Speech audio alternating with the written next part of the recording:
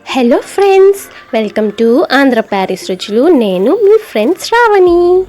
ఈరోజు వీడియోలో నేను మీతో బీరకాయలు అలాగే పచ్చి శనగపప్పు యూస్ చేసి మసాలా కర్రీ ఎలా ప్రిపేర్ చేసుకోవాలో చూపిస్తాను. ఇందుకు పచ్చి శనగపప్పు ముందుగానే 2 సార్లు కడుక్కొని నానబెట్టుకోండి. 5 బీరకాయలకి 1 చిన్న కప్పు శనగపప్పు సరిపోతాయండి. తర్వాత బీరకాయలు తీసుకొని వాటిని బాగా శుభ్రం చేసుకొని పై తొక్కు పీల్ ఆఫ్ చేసేసుకొని వాటిని చిన్న చిన్న ముక్కలుగా కట్ చేసుకోవాలి. బీరకాయ ఎప్పుడైనా కట్ చేసుకునేటప్పుడు ముందు చేదు ఉందో లేదో చెక్ చేయండి.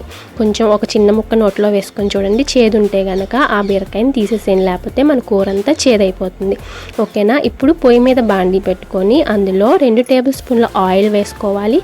వేసుకున్న తర్వాత జీలకర్ర ఒక 1/2 టీ స్పూన్ జీలకర్ర వేసుకోండి. అవి వేగిన తర్వాత 4 పచ్చిమిరపకాయలు అలాగే ఉల్లిపాయలని చిన్న కట్ చేసుకున్నాను. ఇక్కడ నేను ఒక పెద్ద ఉల్లిపాయ తీసుకున్నానండి, అవి కూడా వేసుకోవాలి. తర్వాత ఒక పెద్ద టమాటా తీసుకొని చిన్న ముక్కలుగా కట్ చేసుకున్నాను, అవి కూడా వేసేసుకోవాలి.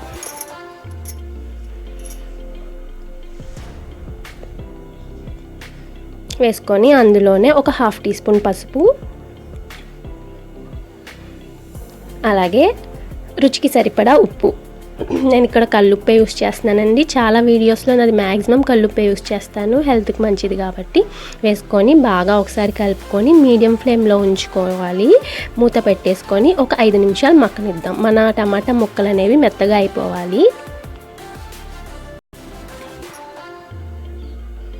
ఓకేనా, మగ్గినాయండి. మనం ఇందాకైనా వేసుకోవచ్చు కరివేపాకు, లేదంటే ఇప్పుడైనా వేసుకోవచ్చు. ఎప్పుడైనా వేసుకోవచ్చు అండి కరివేపాకు.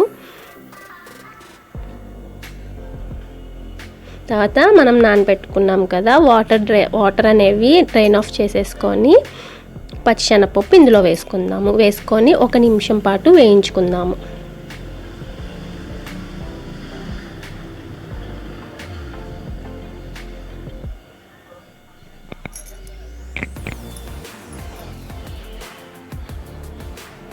ఇప్పుడు ఇందులోనే 1 టేబుల్ స్పూన్ అల్లం చిన్నులపాయ పేస్ట్ వేసుకుంటున్నానండి. అల్లం చిన్నులపాయ పేస్ట్ అనేది కంపల్సరీ వేసుకోవాలి ఈ కూరలోకి, అప్పుడే మనకి రుచి వస్తుంది. వేసుకున్న తర్వాత 1 నిమిషం వేగిన తర్వాత అందులో మనం కట్ చేసి పెట్టుకున్న బీరకాయ ముక్కలు కూడా వేసేసుకుందాం.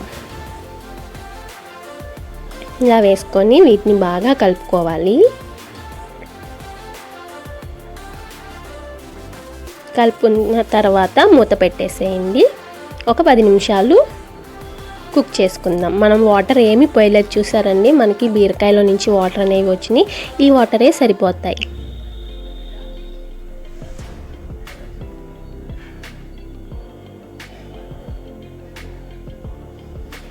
మనం ఎప్పుడు దాకా కుక్ చేసుకోవాలంటే మన కర్రీలో నుంచి ఆయిల్ అనేది సపరేట్ అవుతుంది. అంటే మనకి ఒక 15 మినిట్స్ పడుతుందండి మొత్తం కుక్ అవ్వడానికి.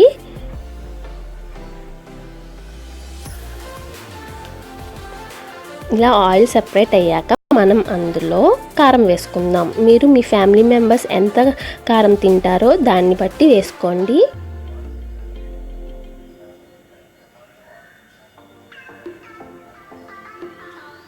అలాగే 1 టేబుల్ స్పూన్ గరం మసాలా కూడా యాడ్ చేసుకుంటున్నాను. కారం అనేది ఎప్పుడు లాస్ట్లో యాడ్ చేసుకోండి. ముందే యాడ్ చేస్తే మనకి కూర అంత టేస్ట్గా ఉండదు. ఏ కూరలో అయినా కానీ కారం లాస్ట్లో యాడ్ చేసుకోండి. యాడ్ చేసుకున్నాక సిమ్లో ఉంచుకొని ఒక 2 నిమిషాలు కుక్ చేసుకోవాలి. అప్పుడు మనకి కారం వాసన పోతుంది. కారం మన కర్రీకి పట్టి టేస్టీగా ఉంటుంది. చూసారండి మన ఆయిల్ అనేది ఎట్లా సపరేట్ అవుతుందో కూరలో నుంచి. ఇప్పుడు మనం స్విచ్ ఆఫ్ చేసుకోవచ్చు.